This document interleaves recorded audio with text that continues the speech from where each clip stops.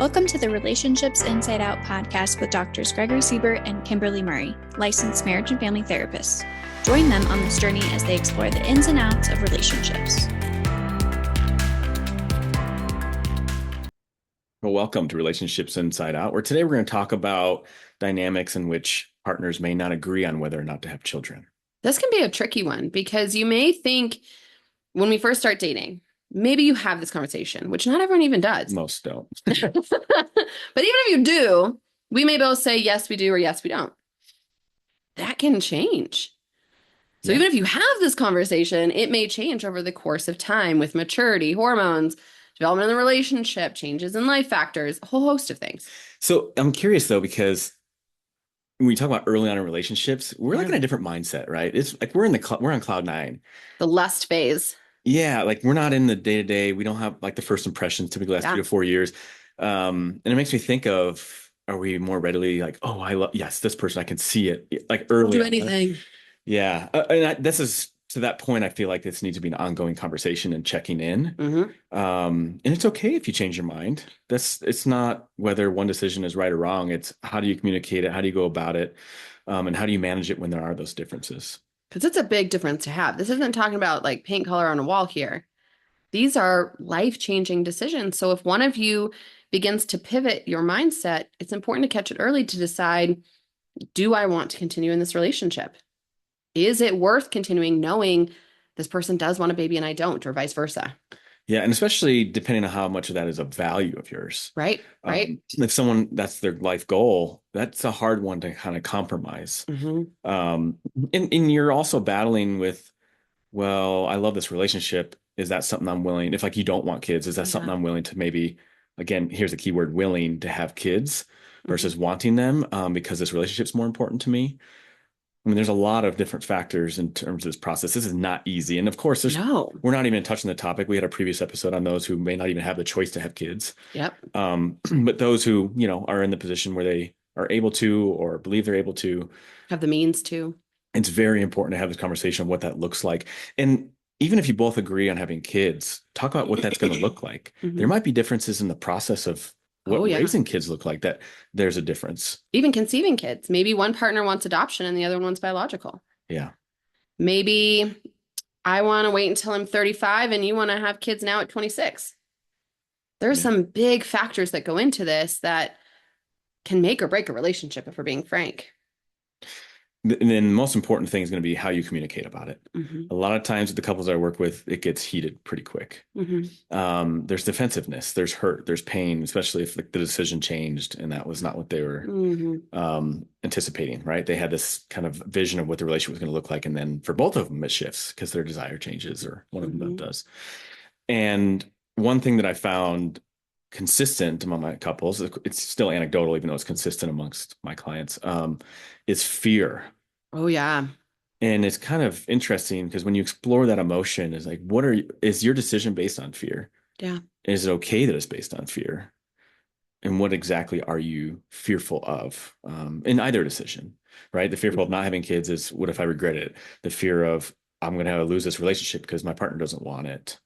And of course, having kids, that fear of losing autonomy, independence, maybe even career goals. Can be fear of miscarriage or infant loss, fear of illness, fear of, I grew up in a really shitty household.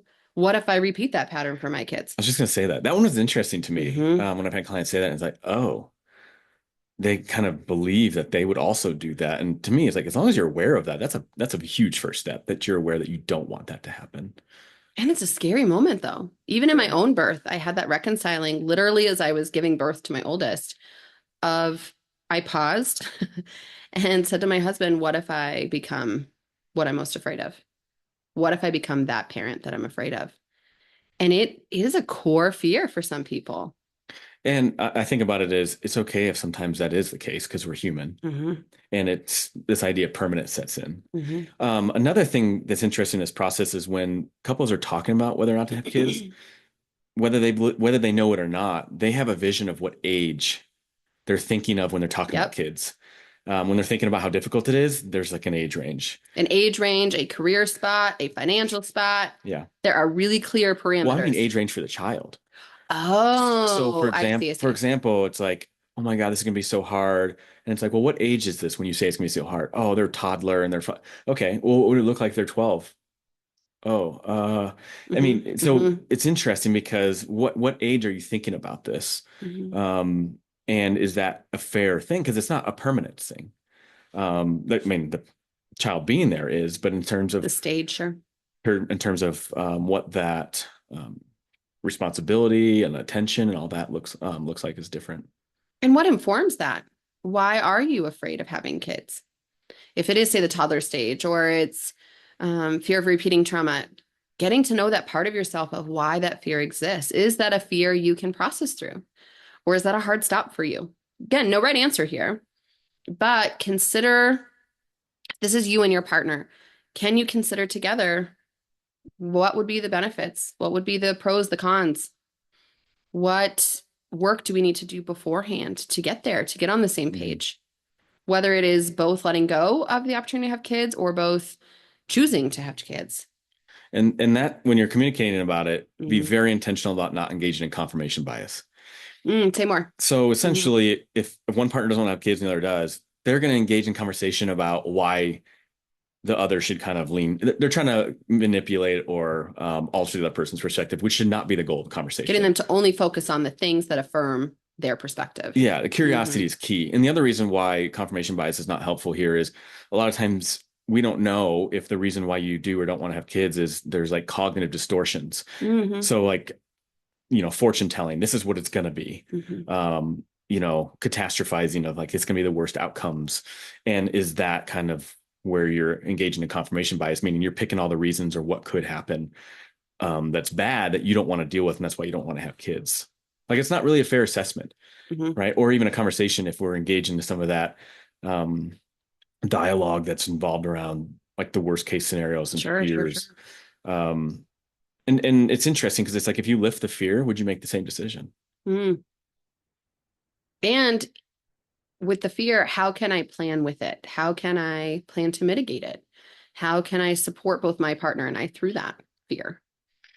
So, in one that comes up a lot here that I find interesting, because I feel like there's a lot of social pressure and there's a lot of name calling around this. But when someone says, I don't want to lose autonomy, and part of it, that's a value. This is where you're at in life. You don't want to have a child because you see something different for yourself. Often gets labeled as selfish. Sure. And fear is one of the things that I have to work with the couple on is fear driving that? Or is that just a value, a hard stop, a true value? And I think parsing that out is very important to know 100% if you're making that decision based off an emotion that maybe is irrational. Because as you know, a lot of times when people are thinking about having kids, the only thing you can really hold that's tangible are the things that aren't the greatest.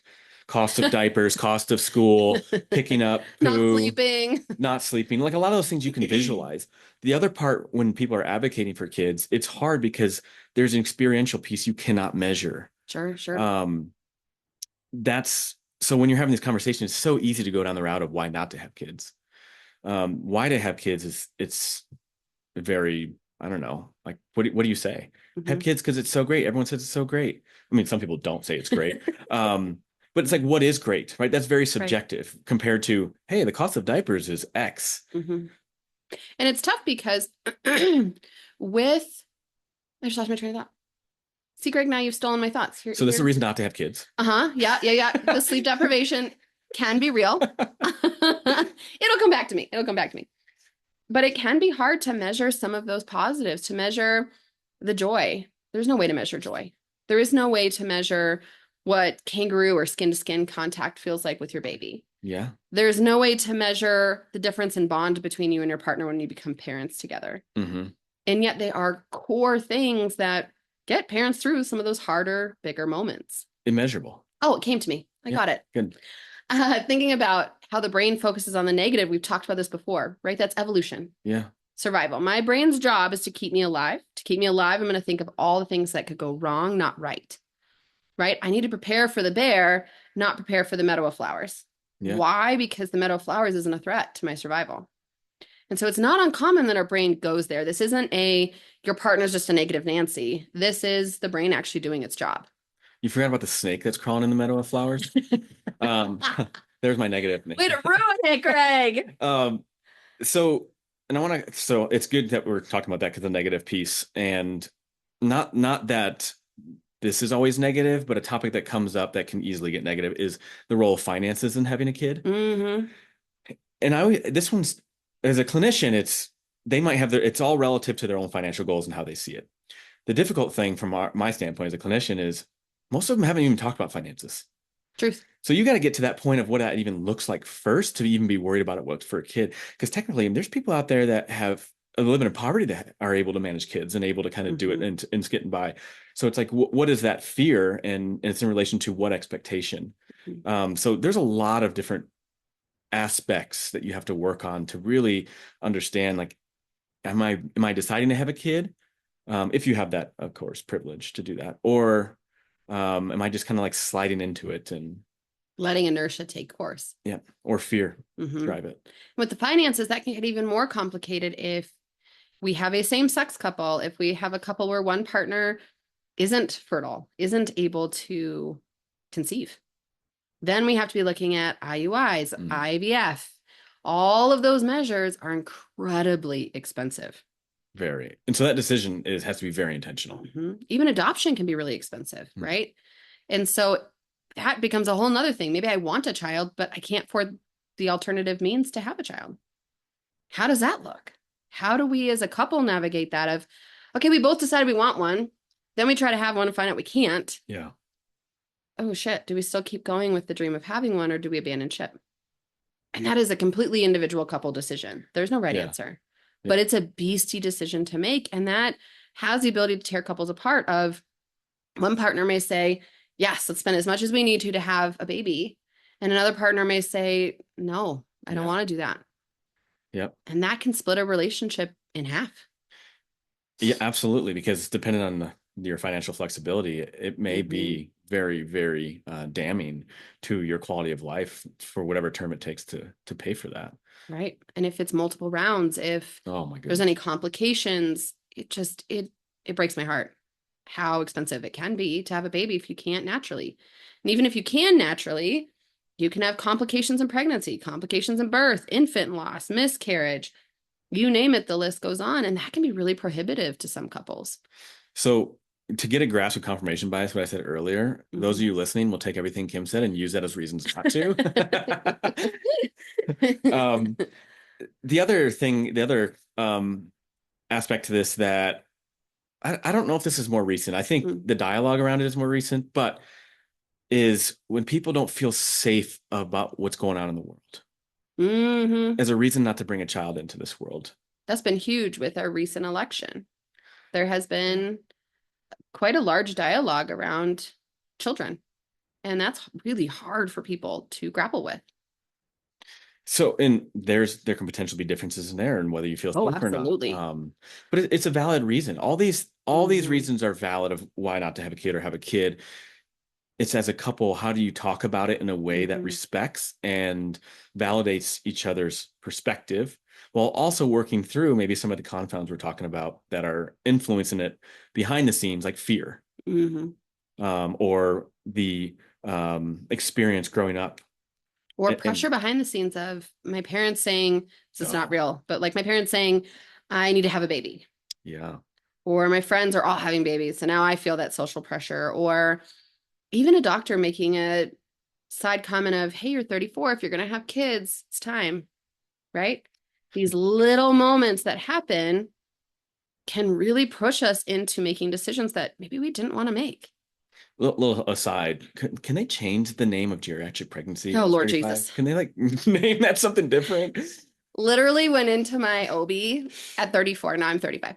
At 34, and she's like, just so you know, if you have babies now, we are going to have to mark it as geriatrics. So you're going to have to go to maternal fetal medicine. And I was just like, come on now.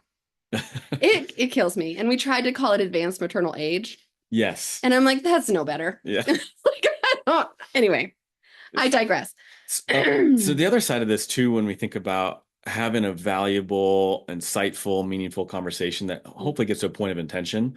And you might get to a place where you both agree that no, we're going to have a difference and it may not work out, but is not to romanticize about what it's going to be like either.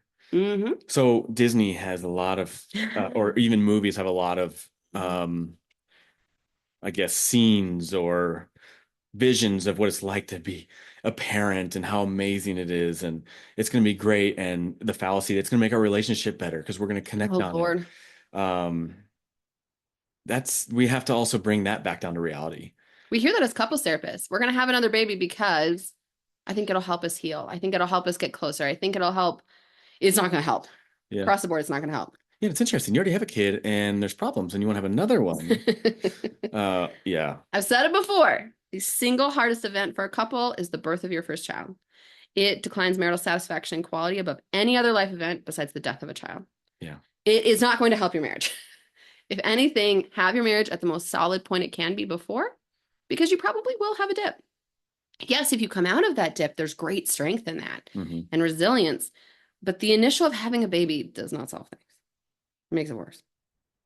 Yeah. There's my doom and gloom. So but it's true because it's adding a stressor, right? You add any stressor, and this one's a big one because it really does shape what you can and can't do and things like that.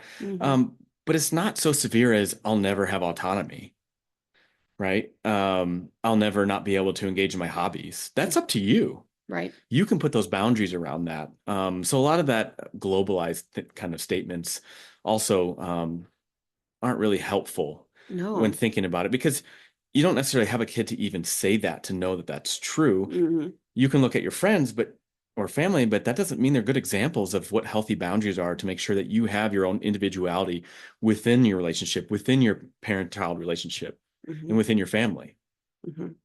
And we're just talking about the differences in decisions to have one. Now, what if we want a sibling, right? One partner may say, no, one's good for me. Yeah. Or two, crank it up from there. And the other may say, no, but I want more. That's a whole nother beast, right? Yeah.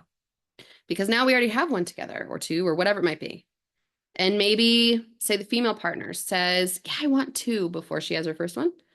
And then she goes through medical complications with delivery. Yeah. And then says, nope, JK, not doing that. And the male partner is left there saying, but I thought we agreed on two. That's a really, really sore place to be as a couple, because both perspectives are completely valid. And it brings up the point that things change in this. You might want kids, like we said early on, you might want kids, and then something happens, you're like, I don't want kids. Or you have one, you're like, no, this is not a great experience. And part of this too might be out of our control in the sense of hormonal levels, right? So the experience that someone's talking about a parenting being so bad also might be on the neurobiological level because of what's happened with the hormones after pregnancy, even for the male partners. Even for males change. So, I highly, highly suggest talking to a professional to guide these conversations, to help it, with the dialogue around this. Because a lot of the couples that I work with, I realize that they can't even have a meaningful conversation because I got to work on communication skills first. Because what's the point of having this when we keep going in that same conflictual pattern, when we need to learn, how do I show curiosity? How do I validate? How do I lean in? How do I not interrupt when my partner's talking? How do I ground myself when I'm becoming defensive because my partner's not most effective in that? If you can find a way to communicate, whatever situation that we've kind of labeled that you find yourself in, how you communicate is, to me, the most essential piece to this. 100%. It's not about both of us need to have the same decision. You might not, but the important piece is that you got there and you're confident and comfortable in your decision, that you're not looking back and saying, should I have made something different? And that's piecing out those things. Was it fear driving this? Like really finding out and working professional to uncover those things. And a professional could be a therapist. There are parent educators. There are support groups. There's lots of options here on what that can look like. Just talking to your next of kin, I caution against. Yeah. Because you've selected those people out of your own bias, one. Two, they probably love you and care about you and thus think you should have more children. Or they're really struggling in their own parenting rights and then tell you it's the most awful thing, don't do it. So finding some unbiased perspective can be really valuable here. And for both partners, right? Whether it's a heterosexual or a non-heterosexual couple, it doesn't matter. Both partners need to be equally valued in this decision. And you bring up a good point in terms of when we have conversations with other parents. Yeah. As parents, we need to be cautious about what we say and how we say it and what narratives we're kind of giving off. Mm-hmm. I mean, your experience is your experience, and you want to make sure that you're not kind of painting this doom and gloom because that's your experience or the opposite, right?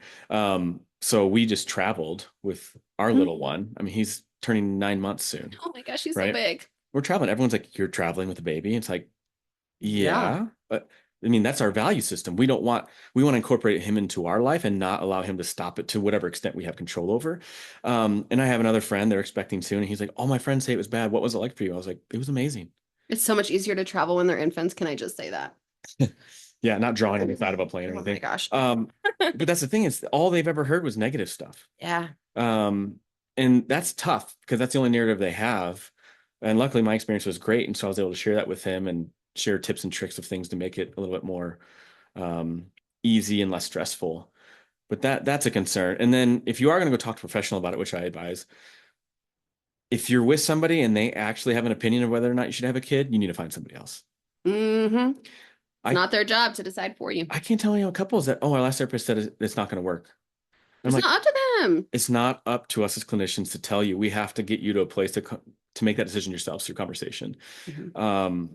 Yeah, it's fascinating that people have opinions about that. And then ultimately, they don't have to live with this child for the rest of your life. No. They don't have to live your life. They may not even be in it the rest of the time, even friends or family. So this decision has to be yours. And supporting the decision. Like I have friends who've chosen not to have kids. Mm-hmm. And being able to say, and wholeheartedly believe it, true, like feel it, good for you. It's a great decision. Not, are you sure? Are you sure that's what you want? Mm-hmm. Don't do that. Oh, it shames people all the time. You mean the parents who want to be grandparents? You're not going to give me a grandbaby? Give me a grandbaby. But I was just meeting with a colleague talking about this, of the shame that can come with people's comments of, well, you're getting older. Are you sure? You can't go back once you make this decision and you're too old. And it's, yeah, I'm sure I've made this decision. Support people in either side of the decision. Yeah. Not question them, right? That's a big part here is there's already enough self-doubt in this world. Don't add more to it. And don't personalize their decision. No, it's their decision for their life. Yeah. When you talk of parenting is a very touchy subject for a lot. And so when you bring up anything, there's a lot of defensiveness if it doesn't align with what somebody's doing or they've done. So if someone's like, we don't want kids because X, Y, Z, there's parents who get defensive. Or there's parents who have kids and somebody doesn't want, they get defensive. Mm-hmm.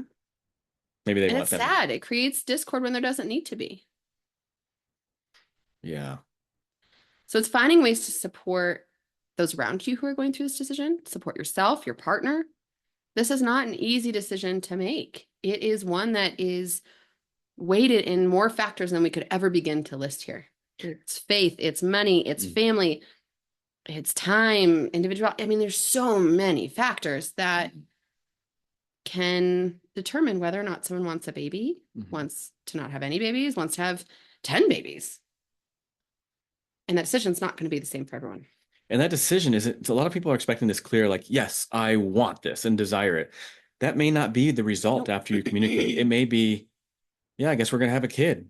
It's scary, it's stressful, but it's also very rewarding in different ways. It's both. It's not just one or the other. And what do you want to live with or not? I mean, it's because some of it you can shape a little bit, right? Like I said, like traveling or boundaries, like that's up to you whether you want to still have individuality and things like that. But it may not be this, I actually want a kid now. Or maybe like an 80%. I'm like pretty sure I want one. I'm still nervous or still fearful. That's probably more true than the like emphatic yes of I wholeheartedly want one. Yeah. I think often people are, I think so. Oh, yeah, I think that sounds good. Or no, I don't think so. With a little seeded doubt. I think that's normal. Yeah. I mean, for me personally to share, mine was not like, yes. It was more of part of my values and exploring my values and being like, that would fit my value. Like I love serving as a mentor and guiding. And also like, I would love to shape and mold somebody in this world and share the experiences that I've had a privilege to have. So exploring those values and what it might look like with that. And maybe your value doesn't line with having a kid. And that would be important to know, because that would say that your decision is a little bit more grounded in the value system, which is better than the fear piece. And that's true with siblings too, right? I was an emphatic yes with my first. I was not with my second, because my first, I was so sick. Yeah. I had to sit with the decision of, if I choose this pregnancy, I'm choosing to be ill for almost a year. Can I do that? Mm-hmm. And it wasn't emphatic, but I also didn't choose a third because I realized, glad I had her, don't want to do it again. And that's okay too. Yeah. And say you decided to have a child, you both get to the point, which would be great if you agree on direction. It's okay to still have doubts even after that. Mm-hmm. My wife and I still are like, what did we do?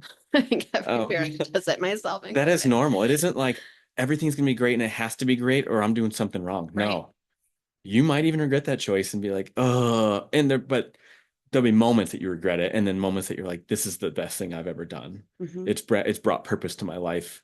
Didn't make my relationship better, not that type of purpose, but more of, there's somebody outside of myself I have to care for more. This is a tough one. This topic of figuring out, do we want kids? Do we not? Do we want more kids than what we already have? Do we not? Do we want more kids on top of a blended family? We're coming together with our own kids. There is no easy answer here. So at the core of this, we're encouraging open communication, getting support, having this dialogue with intention and decision, not sliding, not just letting inertia take its course. Really think through and process through together, what do we want to happen here? And you're allowed to have emotions during this, because it's a very meaningful topic for a lot of parents who are talking about whether or not to have children. When that gets to a point where both are dysregulated, step away, go ground, maybe pick it back up, or wait till you maybe talk to a professional, or when you meet with them again, if you're already seeing one. Well, today we talked about having kids and the decision that is and how hard it can be.